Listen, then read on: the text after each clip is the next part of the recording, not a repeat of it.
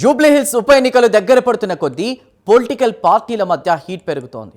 ఒకవైపు మాటలు తూటాలుగా ఒకరిపై ఒకరు పేల్చుకుంటుంటే మరోవైపు సర్వేల పోటీ నడుస్తోంది. ఒక సర్వే అధికార పార్టీదే జూబ్లీహిల్స్ అంటుంటే ఇంకోవైపు సిట్టింగ్ వైపే ప్రజలు మొగ్గు చూపుతున్నట్లు సర్వేలు వస్తున్నాయి. ఇంతకీ ఏ సర్వే నిజం, ఎవరు చెప్పింది నిజమవుతుంది? సర్వేలపై డిపెండ్ అవ్వచ్చా అనేటువంటి చర్చ ఇప్పుడు నడుస్తోంది. ఆ వివరాలపై ఓ లుక్కేద్దాం.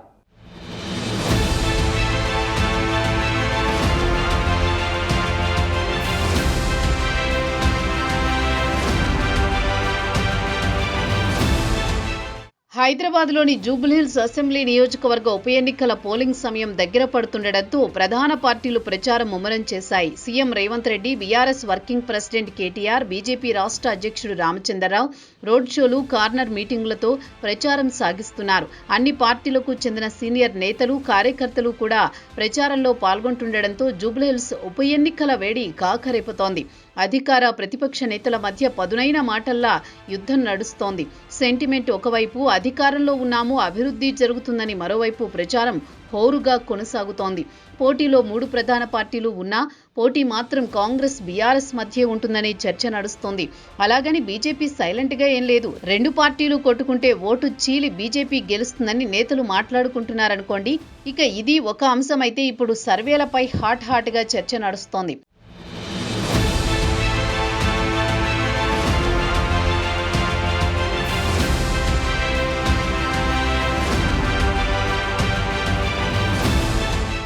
ఇటీవలే కేకే అంటూ ఒకరు సర్వే రిలీజ్ చేశారు. ఆ సర్వేలో బీఆర్ఎస్ పార్టీకే మెజారిటీ డివిజన్లలో పట్టున్నట్టు, దాదాపు 7 డివిజన్లలో 5 డివిజన్లు బీఆర్ఎస్కే భారీ మెజారిటీ ఉన్నట్టు ఆ సర్వే తెలిపింది.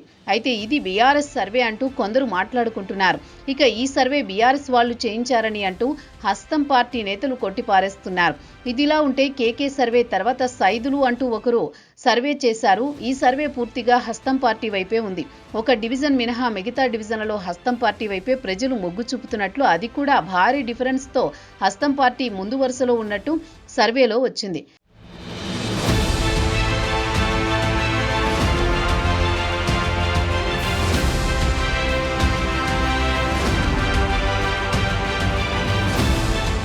ఇలా జూబ్లీహిల్స్ ఉప ఎన్నికల సర్వేల పర్వం కొనసాగుతోంది. ఇక ఈ సర్వేలను నమ్మాలా లేదా అనేది వ్యక్తిగతం అనుకోండి.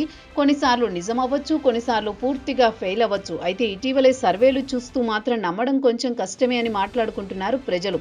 ఏ సర్వే ఎవరిదో ఎవరికి తెలుసు. అంతిమంగా ఓటింగ్ సమయంలో ప్రజలు బ్యాలెట్ బాక్సులో వేసేదే నిజమైన సర్వే అంటూ అభిప్రాయపడుతున్నారు. మరి ప్రజల సర్వే ఎవరి వైపు ఉందో తెలియాలంటే మాత్రం నవంబర్ 14 వరకు వేచి చూడాల్సిందే.